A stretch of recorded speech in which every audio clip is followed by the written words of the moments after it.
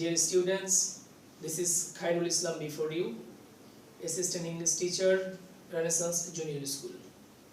I hope that all of you are well by the grace of Almighty Allah in this critical situation. Dear students, today I will discuss about an important passage for the student of class 7 for coming examination. At first, before going to my lesson, I will discuss about marks distribution of English subject. প্রিয় শিক্ষার্থীরা, ইংরেজি প্রথম এবং দ্বিতীয় এই দুইটা সাবজেক্টে total থাকবে 50 মার্কস। তো এই 50 মার্কসের মধ্যে আমি তোমাদের বলে রাখছি, ইংরেজি প্রথম পত্রে থাকবে 30 মার্কস এবং ইংরেজি দ্বিতীয় পত্রে থাকবে 20 মার্কস। তো ইংরেজি প্রথম পত্রের যে মার্কস গুলো কিভাবে থাকবে, অর্থাৎ কোন কোন আইটেমস গুলো থাকবে সেগুলো নিয়ে আমি একটু আলোচনা করছি। সবাই একটু বোর্ডে খেয়াল করো। ইংলিশ ফার্স্ট পেপারে যে সমস্ত আইটেমস গুলো থাকবে, নাম্বার 1 এক নাম্বার হচ্ছে এমসিকিউ। 5টা এমসিকিউ থাকবে, সেখানে মার্কস থাকবে 5। নাম্বার 2 শর্ট কোশ্চেন, 5টা শর্ট কোশ্চেন থাকবে, সেখানে মার্কস থাকবে 10। নাম্বার 3 দেখো টেবিল, মার্কস 5। রিঅ্যারেঞ্জ, এখানে মার্কস থাকবে 10। এই টোটাল হচ্ছে 30 মার্কস। ইংরেজি প্রথম পত্র থেকে এই 4টা আইটেমস থাকবে এবং এখানে টোটাল মার্কস থাকবে 30 মার্কস। তো প্রিয় শিক্ষার্থীরা, আমি আজকে তোমাদের সামনে একটি গুরুত্বপূর্ণ প্যাসেজ আলোচনা করব। আর প্যাসেজটি হচ্ছে ইউনিট 3 এবং লেসন 3 থেকে নেওয়া। আর প্যাসেজটি হেডলাইন হচ্ছে Flora's first day at school part 2। সবাই একটু বোর্ডে তাকাও। এখানে কি ওয়ার্ডস গুলো দেখো। স্টেয়ার, স্টেয়ার অর্থ হচ্ছে এক পলকে তাকিয়ে থাকা। নার্ভাস অর্থ হচ্ছে বিচলিত। অ্যাফ্রেড অর্থ হচ্ছে ভীত। এক্সপেরিয়েন্স শব্দের অর্থ হচ্ছে অভিজ্ঞতা। ওয়েলকাম শব্দের অর্থ হচ্ছে স্বাগতম জানানো। সো শিক্ষার্থীরা, এখন আমি এই প্যাসেজটি বাংলা সহ পড়ব। প্যাসেজটি পড়া শেষ হলে এই প্যাসেজ থেকে কিছু প্রশ্ন নিয়ে আলোচনা করব। আমরা প্রায়শই দেখি তোমাদের কোশ্চেনে যখন অ্যানসার তোমরা লেখো, আমরা যখন দেখি তো অ্যাকুরেট ভাবে কেউ অ্যানসার লিখতে পারছো না। তোমরা কি করো, এই প্যাসেজ থেকে হুবহু উঠিয়ে দাও। অনেক সময় হুবহু উঠিয়ে দিলে প্রশ্ন হয়ে যায়, আবার অনেক সময় হুবহু উঠিয়ে দিলে প্রশ্ন নাও হতে পারে। তো প্রশ্ন নিয়ে আলোচনা করব, তবে এই প্রশ্ন নিয়ে আলোচনা করার আগে আমি প্যাসেজটা একটু বাংলাদেশে আলোচনা করছি। সবাই মনোযোগ দিয়ে শোনো, প্যাসেজটা শোনো। সবাই মনোযোগ দিয়ে প্যাসেজটা শোনো। Flora's first day at school, part 2. Flora continues her story. Flora তার গল্প চালিয়ে যায়। It took us half an hour to reach the school. বিদ্যালয়ে পৌঁছতে আমাদের আধ ঘন্টা সময় লেগেছিল। I saw many students on the school campus. আমি বিদ্যালয়ের প্রাঙ্গণে অনেক ছাত্রছাত্রী দেখেছিলাম। Some were playing and some were talking to each other. কয়েকজন খেলছিল এবং তাদের মধ্যে কয়েকজন একে অপরের সাথে কথা বলছিল। I didn't know anyone. আমি কাউকে চিনতাম না। So I was a little afraid. তাই আমি কিছুটা বিচলিত ছিলাম।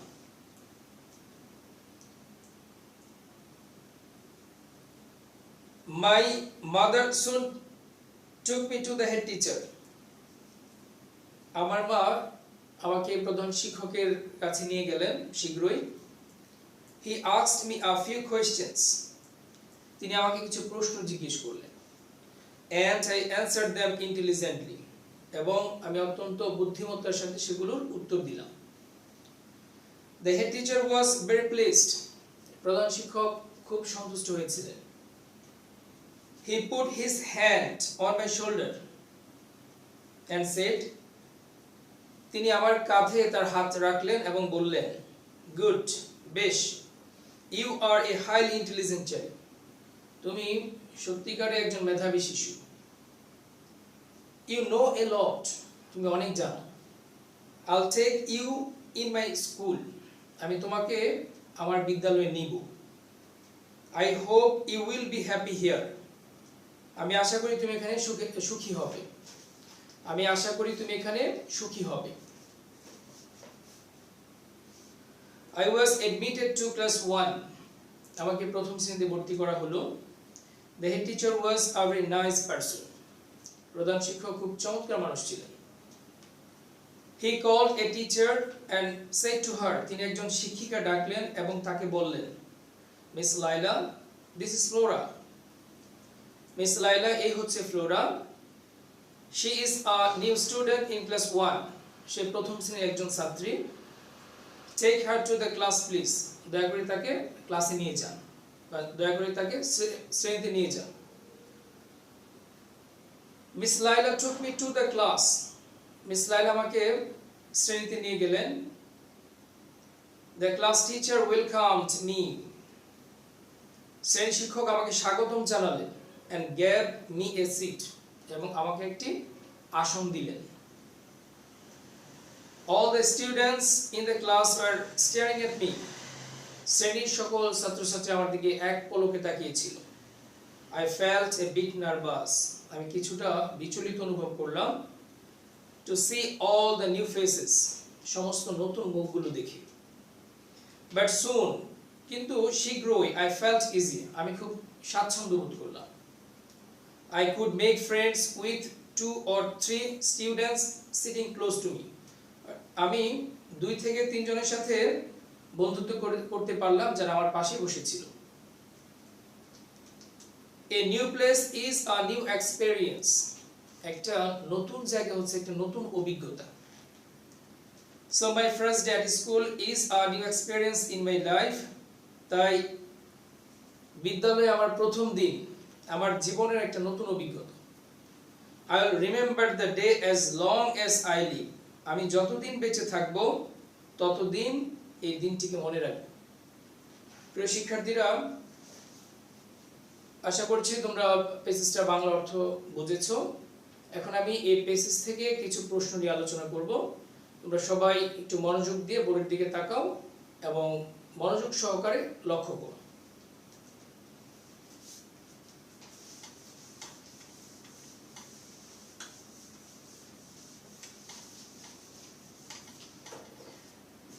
প্রিয় শিক্ষার্থীরা, আমি এখানে কয়েকটা প্রশ্ন লিখছি, সবাই খেয়াল করে দেখো। নাম্বার 1, প্রথম প্রশ্ন দেখো, হোয়াট ডাজ ফ্লোরা কন্টিনিউ? এখানে অ্যানসার লেখার জন্য আমি জায়গা রেখে দিলাম। নাম্বার 2, দ্বিতীয় প্রশ্ন দেখো, হু was pleased with Flora? এখানেও আমি অ্যানসারের জন্য জায়গা রেখে দিলাম। নাম্বার 3 দেখো, whom did Flora see on the school campus?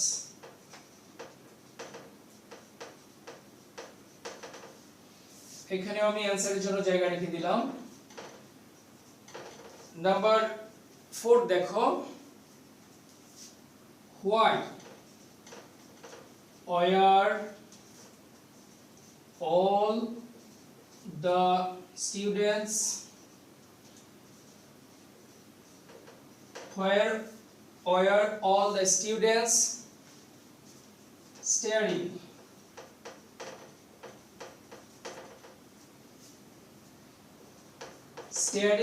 at her?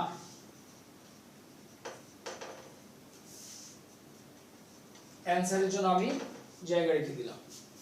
প্রিয় শিক্ষার্থীরা, এখানে দেখো আমি 4টা প্রশ্ন লিখেছি। এই প্রশ্নের উত্তরগুলো আমি লিখব। প্রথমে দেখো, what does Flora continue? Flora কি চালিয়ে যায়? তো যখন তোমরা প্রশ্নের উত্তর লিখবে, কিছু নিয়ম তোমাদেরকে ফলো করতে হবে। প্রশ্নের উত্তরের ক্ষেত্রে সর্বপ্রথম যে বিষয়টা আনতে হবে, তোমার সাবজেক্ট খুঁজে বের করতে হবে। যদি প্রশ্নের মধ্যে অক্সিলারি ভার্ব ডাজ থাকে অথবা ডিড থাকে, প্রশ্নের মধ্যে যদি auxiliary verb do, does, did থাকে, তাহলে বুঝবে যে এদের পরে হচ্ছে এটা সাবজেক্ট, অর্থাৎ এদের পরে যেটা থাকবে সেটা সাবজেক্ট, আর সাবজেক্টের পরে ভার্বের প্রেজেন্ট ফর্ম থাকে। আর আমরা যখন কোনো প্রশ্নের উত্তর লেখা শুরু করব, সর্বপ্রথম আমাদের যে কাজটা করতে হবে, সাবজেক্ট খুঁজে বের করতে হবে। যদি প্রশ্নের মধ্যে auxiliary verb do, does, did থাকে, তাহলে এরপরে যেটা থাকবে সেটা মূলত সাবজেক্ট। তাহলে এখানে সাবজেক্ট হচ্ছে ফ্লোরা। 2 নাম্বার কাজ হচ্ছে, যদি প্রশ্নে ডু অথবা ডাজ থাকে, তাহলে সাবজেক্টের পরে ভার্বের প্রেজেন্ট ফর্ম আনতে হবে। আর এখানে সাবজেক্ট হচ্ছে ফ্লোরা, আর এখানে ভার্ব হচ্ছে কন্টিনিউ, আর কন্টিনিউ হচ্ছে ভার্বের প্রেজেন্ট ফর্ম। তবে এখানে আরেকটা বিষয় তোমরা মনে রাখবে, যদি কোনো প্রশ্নে অক্সিলারি ভার্ব ডাজ থাকে, তাহলে সাবজেক্টের পরে যে ভার্বটা বসবে তার সাথে এস বা ইএস বসবে। তাহলে এখানে ভার্ব হচ্ছে কন্টিনিউ, আমি কি লিখবো? তাহলে ফ্লোরা হচ্ছে সাবজেক্ট, থার্ড পারসন সিঙ্গুলার, ভার্বের শেষে একটা এস দিব। ফ্লোরা কন্টিনিউস, সাবজেক্ট লিখলাম, ভার্ব লিখলাম। এরপর 3 নাম্বার কাজ কি? 3 নাম্বার কাজ হচ্ছে যে প্রশ্নে যে অ্যানসার চাওয়া হবে সেটা লিখতে হবে। তো এখানে হোয়াট দিয়ে প্রশ্ন করেছে, বাংলা অর্থটা দেখো, what does Flora continue? Flora কি চালিয়ে যায়? তো ফ্লোরা কি চালিয়ে গিয়েছিল? ফ্লোরা কন্টিনিউস, তার গল্পটা চালিয়ে গিয়েছিল, her story. Flora continue her story. এরপর আমরা দ্বিতীয় প্রশ্নে চলে যাই, হু ওয়াজ প্লেসড উইথ ফ্লোরা? প্রিয় শিক্ষার্থীরা, যখন হু দিয়ে প্রশ্ন করা হবে তখন ব্যক্তি চাওয়া হবে। হু দিয়ে যখন প্রশ্ন করা হবে তখন কি চাওয়া হবে? অবশ্যই ব্যক্তি চাওয়া হবে। হু ওয়াজ প্লেসড উইথ ফ্লোরা, এক্ষেত্রে ফ্লোরার প্রতি কে সন্তুষ্ট হয়েছিল? তো এখানে যেহেতু হু দিয়ে প্রশ্ন করেছে, আমরা শুধুমাত্র একটা কাজ এখানে করব, হু এর পরিবর্তে যে উত্তরটা আছে আমরা সেটা লিখব। তাহলে এখানে হু এর পরিবর্তে আমরা কি লিখব?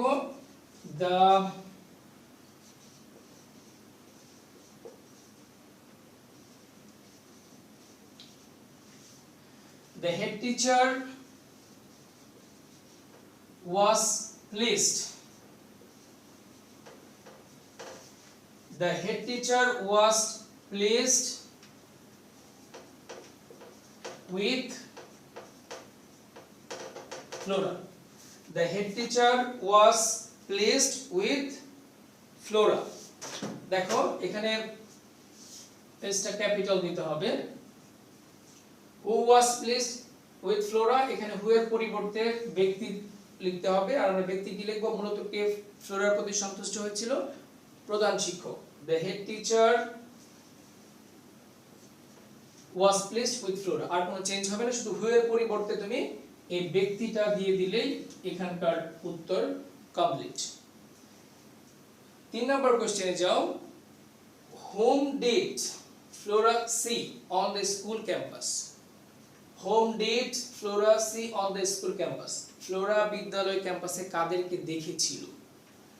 তো এক্ষেত্রে একটা বিষয় তোমরা খেয়াল রাখো, প্রশ্নের মধ্যে অক্সিলারি ভার্ব রয়েছে ডিড। যখন প্রশ্নের মধ্যে অক্সিলারি ভার্ব ডিড থাকবে সেই উত্তরটা দিতে হবে পাস্ট ইনডিফিনিট টেন্স।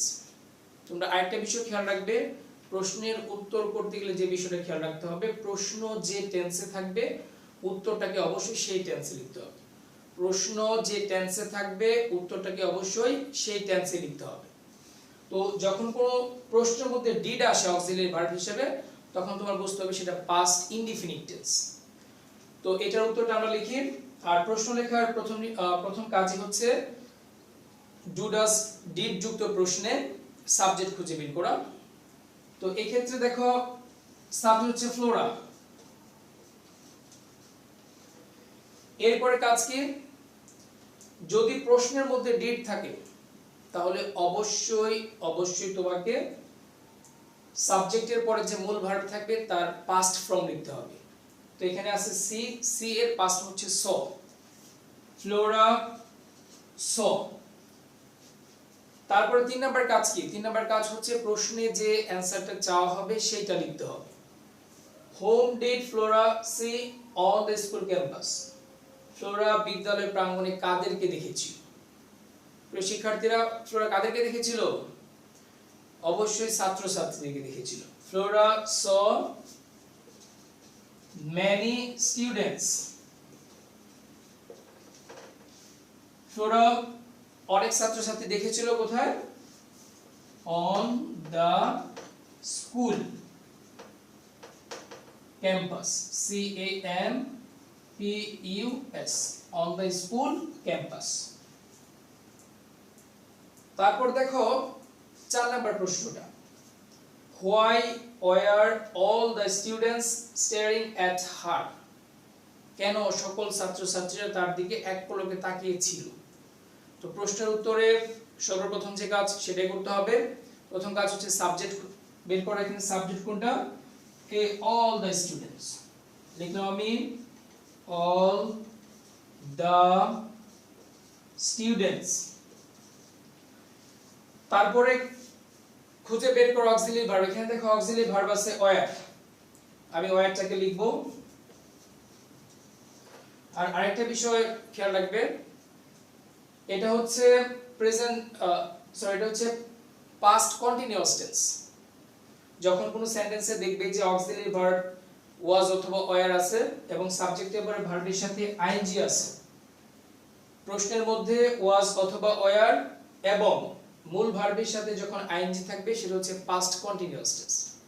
তো যেহেতু প্রশ্নটা পাস্ট কন্টিনিউয়াস টেন্স, আমাদের উত্তরটাকেও পাস্ট কন্টিনিউয়াস টেন্সে লিখতে হবে। প্রথম কাজ কি, প্রথমে সাবজেক্টটা খুঁজে বের করতে হবে। এখানে সাবজেক্ট হচ্ছে অল দ্য স্টুডেন্টস, আর অক্সিলারি ভার্ব এবং মূল ভার্ব এই দুইটার মাঝখানে সাবজেক্টটা থাকে। অক্সিলারি ভার্ব এবং মূল ভার্ব এই দুইটার মাঝখানে যেটা থাকবে সেটা হচ্ছে সাবজেক্ট। তো অল দ্য, এখানে অক্সিলারি ভার্ব হচ্ছে ওয়্যার, মূল ভার্ব হচ্ছে স্টাডিং। তো এই দুইটার মাঝখানে কি রয়েছে? অল দ্য স্টুডেন্টস, এটা হচ্ছে সাবজেক্ট। অল দ্য স্টুডেন্টস, এরপর লিখব অক্সিলারি ভার্ব ছিল ওয়্যার, লিখলাম ওয়্যার। এরপরে মূল ভার্বটা লিখব, ভার্বের সাথে আইএনজি আছে এটা সহ লিখতে হবে। All the students were studying at her, তার দিকে। যখন হোয়াই দিয়ে প্রশ্ন করা হবে তখন কারণ চাওয়া হবে, কারণ জিজ্ঞেস করা হবে, কারণ জানতে চাওয়া হবে। তো দেখো all the students were staring at her, সকল ছাত্রছাত্রী তার দিকে তাকিয়ে ছিল। কেন? কারণ হচ্ছে সে ওই ক্লাসের মধ্যে নতুন ছাত্রী ছিল, যার কারণে সবাই তার দিকে তাকিয়েছিল। তো আমরা এখানে লিখতে পারি all the students were staring at her. আর হোয়াই দিয়ে প্রশ্ন করলে বিকজ অথবা ফর ইউজ করবে।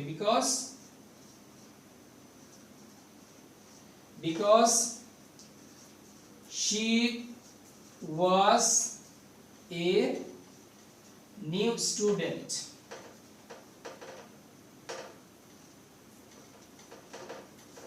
because she was a new student, কারণ সে ছিল একজন নতুন ছাত্রী, যার কারণে সবাই তার দিকে তাকিয়েছিল।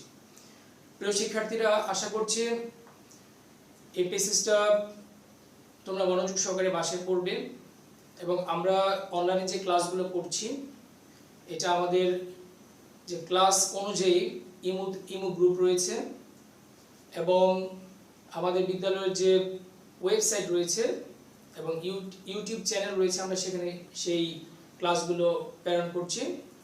আশা করি সবাই ক্লাসগুলো দেখবে এবং ক্লাসগুলো দেখার পর যদি কোনো সমস্যা অনুভব করো অবশ্যই আমাদের সাথে কন্ট্যাক্ট করবে।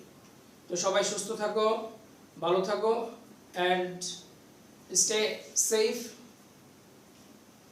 at home, stay safe at home, and thanks to all. সবাইকে ধন্যবাদ।